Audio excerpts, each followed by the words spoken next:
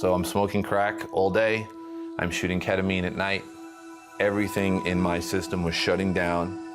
And I just remember, like, to my mom looking at her for the first time and saying, you know, if I don't get help, I'm gonna die. We grew up a normal kind of red-blooded American family. I had one older brother, my mom, my dad, myself. When they're younger, there was a lot of joy, a lot of laughter. And then something just started to change. My mother had become born again and really had made Jesus the Lord of her life. Unfortunately, my dad, I think, felt very strongly that he had to compete with Jesus as far as maybe from a relationship standpoint. We had come home from school and just remember the look on my mom's face, and we knew. And I just remember looking at my mom and said, "Daddy's gone again, isn't he?" And sure enough, he was. Part of the settlement with my dad at that time still was that he would get to have the kids on the weekends or every other weekend. It started to turn violent. It just seemed like beatings kind of became the norm. He liked to drink, but his main thing was like gambling. And so I found myself as a 8, 9, 10, 11-year-old boy growing up in bars. I didn't want to tell anybody. I was terrified of my father physically. My mom knew the Lord. I was raised in the things of God. I had a love for Jesus as a small child. But as I got older, I just couldn't really handle the rejection. How could there be a loving God who I can't see if my own father can't love me? And that became a very constant theme, and I just became very angry at God.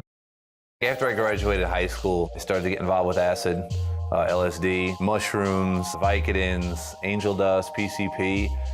It just started to become a black hole. I just could not stand being sober. My mother made a decision when my dad left that she was going to raise her children. And she never dated anyone, never brought a man home. And then around 21, she decided she was going to get married. I remember this is a conversation my mother said to me right before she got married. It was, "Son, I love you.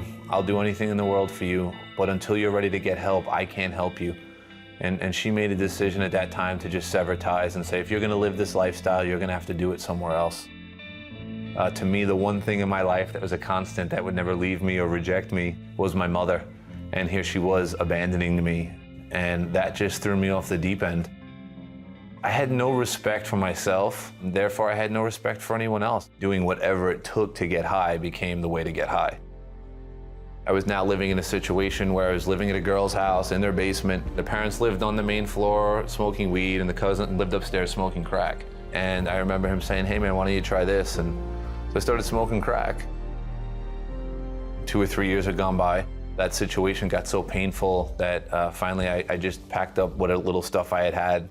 And I showed up on my parents' doorstep, 180 pounds, basically totally emaciated. And I basically said, if you don't take me in, I'm gonna die.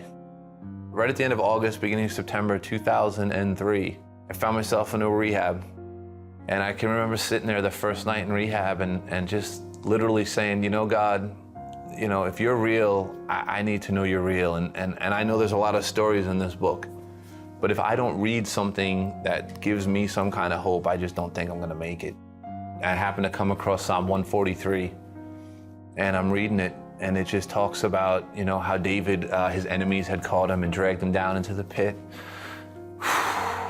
And just how he remembered, all the good things the Lord had done in his life, and how if he spared him, that he would live for him and he would give his life for him. So 2 more days go by, and I'm reading that psalm every night. So the third night comes, and Jesus just revealed himself to me. For the first time in my life, had revelation of the cross of Jesus Christ.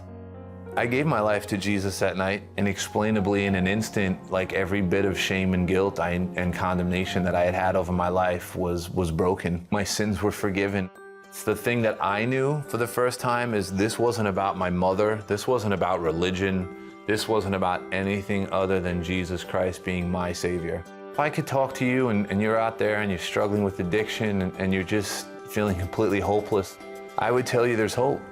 I would tell you plain out, flatly, that Jesus Christ is your only answer. He is the one who can redeem your life from the most broken, darkest pit that you can conceivably be in.